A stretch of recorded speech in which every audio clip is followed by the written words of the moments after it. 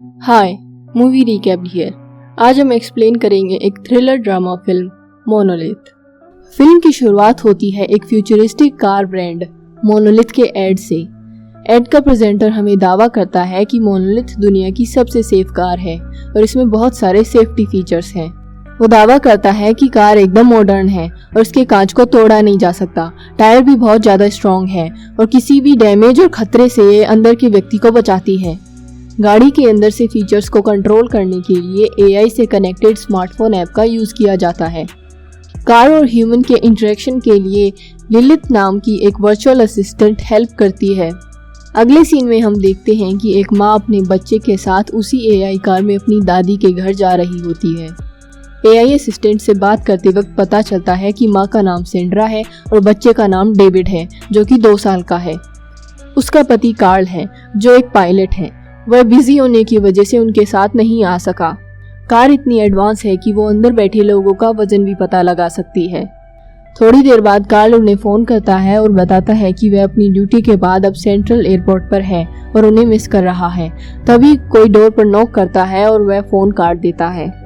इसी दौरान जब डेविड बदमाशी करने लगता है तो सेंड्रा उसे अपना फ़ोन दे देती है। थोड़ी देर बाद सेंड्रा रोड के साइड में एक गैस स्टेशन पर रुकती है। सेंड्रा डेविड को बाथरूम में ले जाती है और उसका डायपर चेंज करती है, जबकि दूसरी ओर कुछ लड़कियां हंस रही होती हैं। गैस स्टेशन के साथ एक सुपरमार्केट भी है जहां सेंड्रा अपने बच्चे को उसके फेवरेट स्नैक्स दिलवाती है। काउंटर पर पैसे देखते वक्त सेंड्रा देखती है कि बाहर कोई उसकी कार में घुसने की कोशिश कर रहा है। परेशान होने की बजाय वह कार को अपने स्मार्टफोन से लॉक कर देती है। जब वह इन सब में बिजी होती है तब उसका ध्यान नहीं जाता कि डेविड उसके साथ नहीं है। जब उसे पता चलता है कि डेविड कहीं गुम गया है तो वो चिल्लाती है और सुपरमार्केट में उसे ढूंढने की कोशिश करती है। वह डेविड को ढूंढते हुए बाहर पहुंचती है और एक अजनबी को बुलाती है, यह सोचकर कि डेविड उसके साथ है। वह एकदम पागल हो जाती है जब तक कि वह डेविड को उन्हीं 3 लड़कियों के पास पाती है जिन्हें वह वॉशरूम में मिली थी। सेंड्रा डेविड को गाड़ी में बिठा देती है और जल्दी से वोल्ट मोड को एक्टिवेट कर देती है। यह उसे बाहर जो भी हो रहा है उससे मुक्त कर देता है और वह चैन की सांस लेती है। गैस स्टेशन से निकलने के बाद भी सेंड्रा को अभी बहुत दूर ट्रेवल करना है अपनी सास के घर पहुंचने के लिए। ज्यादा दूरी होने की वजह से सेंड्रा बोर होकर अपनी बचपन की दोस्त जेसिका को कॉल करती है। जेसिका उसे बताती है कि वह सेंट्रल एयरपोर्ट के पास एक होटल में है। वह ये और बताती है कि वह होटल में कार्ल के साथ रह रही है। ये पता लगने पर कि उसके पति और उसके बचपन के दोस्त के बीच में अफेयर है, सेंड्रा एकदम से सदमे में चली जाती है। वो इतने ज्यादा गुस्से में आ जाती है कि वह अपने सास के घर पहुंचने पर भी अंदर नहीं जाती। वो कार्ल को फोन करती है लेकिन कार्ल फोन नहीं उठाता और बिजी होने का दिखावा करता है। झूठ से परेशान होकर वो मामला अपने हाथ में ले लेती है और कार्ल को पकड़ने के लिए लॉस एंजलिस के सेंट्रल एयरपोर्ट की जर्नी को सेट कर देती है। रास्ते में एक बोर्ड पर लॉस एंजलिस की दूरी 320 किलोमीटर लिखी हुई दिखाई देती है। थोड़ी देर बाद लिलिथ बताती है कि मेन हाईवे पर एक एक्सीडेंट हुआ है जो उन्हें लेट कर देगा। लिलिथ सेंड्रा को बाईपास रोड लेने के लिए सजेस्ट करती है जिससे कि उनका बहुत सारा टाइम बचेगा। हालांकि AI ये भी बताती है कि रास्ता रेगिस्तानी है और मुश्किल से वहाँ कोई मिलेगा। सेंड्रा जो अपने पति का सामना करने के लिए अटल है, दूसरी बार नहीं सोचती और बाईपास रोड ले लेती है। रात होने पर सेंड्रा को कार चलाने में दिक्कत होने लगती है। ज्यादा धुंध होने की वजह से रोड ठीक से दिखाई भी नहीं देती। रास्ते में उसे कोई घर, दुकान या फिर गाड़ी भी नहीं दिखाई देती। हालांकि उसे एक इलेक्ट्रिक सबस्टेशन मिलता है। वो उस जगह पर थोड़ी देर देखती है और वहां से जल्दी ही निकल जाती है। वो जगह इतनी खाली है कि सिर्फ वहां जंगली जानवर ही दिखाई देते हैं। सेंड्रा अपना ध्यान खो देती है और एक हिरण से टकरा जाती है जो कि रोड क्रॉस कर रहा था। टकराने के कारण डेविड रोने लगता है तो हमेशा की तरह सेंड्रा उसे अपना फोन दे देती है। फिर वह जल्दी से जानवर को देखने के लिए बाहर आती है लेकिन जानवर मरा हुआ दिखाई देता है। हिरण गाड़ी के नीचे था इसलिए सेंड्रा गाड़ी को अब आगे नहीं ले जा सकती। जब सेंड्रा हालात को काबू में करने की कोशिश कर रही होती है तब वह भूल जाती है कि डेविड को उसने गाड़ी में अकेला छोड़ दिया है। जब डेविड गाड़ी में खेल रहा होता है तब वह गलती से AI कार ऐप को ओपन कर लेता है। वो अपनी उंगलियों को इधर उधर घुमाता है और वोल्ट फीचर को एक्टिवेट कर देता है। ये फीचर कार के अंदर के व्यक्ति को बाहर के खतरे से बचाता है। सेंड्रा का ध्यान जाता है और वो अपनी पूरी ताकत से दरवाजे को खोलने की कोशिश करती है, लेकिन तब तक बहुत देर हो चुकी थी। सेंड्रा कार के बाहर बंद है, लेकिन वह पूरी कोशिश करती है अपने 2 साल के डेविड से वोल्ट मोड बंद करवाने की, लेकिन वह कुछ नहीं समझ पाता और फोन से खेलता रहता है। बाद में सेंड्रा घबरा कर डेविड पर चिल्लाने लग जाती है, जिससे कि वो डर कर फोन को नीचे गिरा देता है। यहाँ पर सेंड्रा को पता चलता है कि मोनोलिथ कार के फीचर सिर्फ कोई ऐड नहीं थे, ये असलियत में भी काम करते थे। सेंड्रा पत्थर मारकर कांच को तोड़ने की कोशिश करती है, लेकिन उसका कोई असर नहीं होता। अपनी सारी कोशिशों को बेकार जाता देख सेंड्रा कोई दूसरा तरीका सोचने लगती है। वो उस इलेक्ट्रिक सबस्टेशन की तरफ चलना शुरू कर देती है जिसको उसने पहले देखा था। कुछ दूर चलने के बाद वो स्टेशन पहुंच जाती है और फेंस के ऊपर से कूदकर अंदर आकर मदद के लिए चिल्लाने लगती है, लेकिन उसे कोई जवाब नहीं मिलता। स्टेशन खाली नजर आता है और वहां पर कोई भी काम करने वाला दिखाई नहीं देता।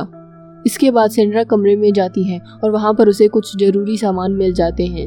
वो रात को यूज करने के लिए एक टॉर्च ले लेती है और कार का शीशा तोड़ने के लिए एक बड़ा पाना उठा लेती है। फिर वो सब स्टेशन से निकलती है और एक जंगली जानवर को अपना पीछा करते हुए पाती है।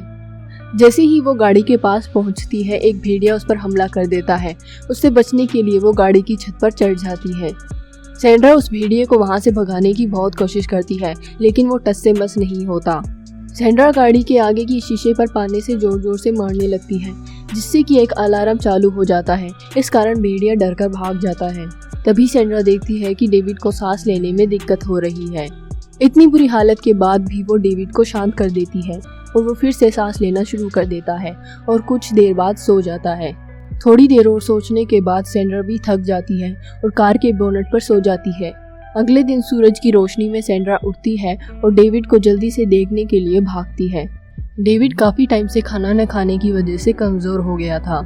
गाड़ी के कुछ फीचर्स में से एक ये भी है कि वो आसपास के टेम्परेचर को दिखा सकती है, जो कि धीरे धीरे बढ़ रहा है। ऐसे हालात सेंड्रा के लिए श्राप साबित हो रहे थे, क्योंकि वहाँ कोई भी इंसान दिखाई नहीं दे रहा था। फिर सेंड्रा खुद ही कुछ करने की सोचती है और रोड के रास्ते पर चलने लगती है। उसे डेविड को गर्म कार में अकेले छोड़ने के खतरे के बारे में भी पता है, लेकिन उसके पास और कोई चारा भी तो नहीं है। काफी दूर चलने के बाद किस्मत से उसे एक नदी मिल जाती है, जहाँ पर वो पानी पीती है और अपने आप को साफ करती है। थोड़ी देर आराम करने के बाद वो फिर से आगे चलना शुरू कर देती है और उसे आगे सीधी चढ़ाई पर भी चढ़ना पड़ता है। कई मील दूर चलने के बाद सेंड्रा को एक पुराना एयरपोर्ट दिखाई देता है, जहाँ पर उसे एक प्लेन मिलता है। इधर मोनोलिथ का टेम्परेचर ज्यादा बढ़ने की वजह से कार का इमरजेंसी कूलिंग फैन स्टार्ट हो जाता है। जेट के पास पहुंचकर सेंड्रा अंदर जाती है, जहां पर उसे कुछ अल्कोहलिक ड्रिंक्स, गैसोलीन का डब्बा और एयरप्लेन के टायर्स मिलते हैं। वो थोड़ी शराब पीकर सारे सामान को इकट्ठा कर लेती है। इसके बाद सेंड्रा मदद मिलने की आस में पेट्रोल छिड़ककर टायर्स को जला देती है। सेंड्रा डेविड के पास जाना शुरू कर देती है और उस डब्बे को पानी से भर लेती है। अगले सीन में हम देखते हैं कि सेंड्रा गाड़ी के पास दौड़कर आ रही है और उसे डेविड कमजोर और लाल दिखाई देता है। वो उसे उठाने की कोशिश करती है, लेकिन डेविड कोई जवाब नहीं देता, क्योंकि वो बेहोश हो चुका है। कार के अंदर का टेम्परेचर बहुत बढ़ चुका है और अब तो कूलिंग फैंस का भी कोई असर नहीं हो रहा। अपने बच्चे की ऐसी हालत देखकर सेंड्रा कार पर चढ़ जाती है और नदी से लाया हुआ सारा पानी उस पर डाल देती है। ये सोचकर कि उसका बेटा अंदर मर जाएगा, वो पानी से जोर जोर से गाड़ी को मारने लगती है, लेकिन उसका असर गाड़ी को तो नहीं होता, बल्कि वो ही थक जाती है। बाद में सेंड्रा गाड़ी के पास आग लगा देती है, ये सोचकर कि सेंसर धुआं को डिटेक्ट कर लेंगे और खिड़कियां खोल देंगे, लेकिन ऐसा कुछ नहीं होता। इसके बजाय सेंसर्स इमरजेंसी कूलिंग फैन को बंद कर देते हैं ताकि धुआं अंदर न जाए। थकान से सेंड्रा जमीन पर गिर जाती है और उसे भ्रम होता है कि 1 साल बाद कार्ल और वो इसी जगह पर आ रहे हैं, जहाँ पर वो अपनी गलती महसूस करती है और कार्ल को डेविड की मौत का जिम्मेदार ठहराती है। थोड़ी देर बाद वो कोई आवाज से उठती है और उसे पता चलता है कि वो सिर्फ एक सपना था। हालात को और भी बुरा करने के लिए वो भेड़िया फिर से वहां आ जाता है। सेंड्रा उससे छुपने के लिए गाड़ी की छत पर चढ़ने की कोशिश करती है। गाड़ी के बहुत गर्म होने की वजह से वह उसके ऊपर नहीं रह सकती, इसलिए वो उसके नीचे छुप जाती है। वहां पर वो उसका पैर काट लेता है। तब सेंड्रा को समझ आता है कि वो उस हिरण के लिए आया है। जब भेड़िया हिरण को टायर के नीचे से निकाल लेता है तो कार पीछे की तरफ फिसलना शुरू कर देती है। हिरण के कारण ही गाड़ी एक जगह पर टिकी थी। सेंड्रा जल्दी से बाहर आती है और गाड़ी को पीछे जाने से रोकने लगती है। उसकी सारी कोशिशों के बावजूद गाड़ी पीछे की ओर चलती जाती है। कार का टायर एक पत्थर की वजह से रुक जाता है। जब सेंड्रा पहाड़ी से दूर देख रही होती है तब उसे कार्टून का एक सीन याद आता है जिसको उसने गैस स्टेशन पर देखा था। उसमें हीरे को पाने के लिए लॉकर को नीचे फेंक दिया जाता है। फिर वो गाड़ी को नीचे फेंकने के बारे में सोचती है जिससे कि गाड़ी के दरवाजे खुल जाएं। सेंड्रा को पता है कि इसके क्या खतरे हो सकते हैं, लेकिन उसके पास और कोई चारा भी तो नहीं है और फिर वो पाने से मारकर पत्थर को हटा देती है। पत्थर हटा देने के बाद सेंड्रा अपने हाथों से कार को धक्का देने लगती है। गाड़ी पहाड़ी से नीचे गिरने लगती है।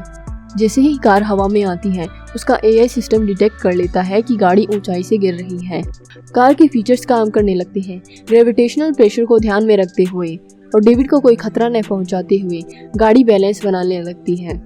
कार को ऐसे डिजाइन किया गया है कि एक्सीडेंट के टाइम पर दरवाजे अपने आप खुल जाएं ताकि अंदर बैठे लोगों को बाहर वाले लोग बचा सकें। जैसे ही गाड़ी जमीन पर टकराती है सेंड्रा नीचे उतरकर गाड़ी के पास पहुंच जाती है। इतनी ऊपर से गिरने के बाद भी गाड़ी को कुछ नहीं होता और ऐसा लगता है कि किसी ने उसे वहां पर रखा हो।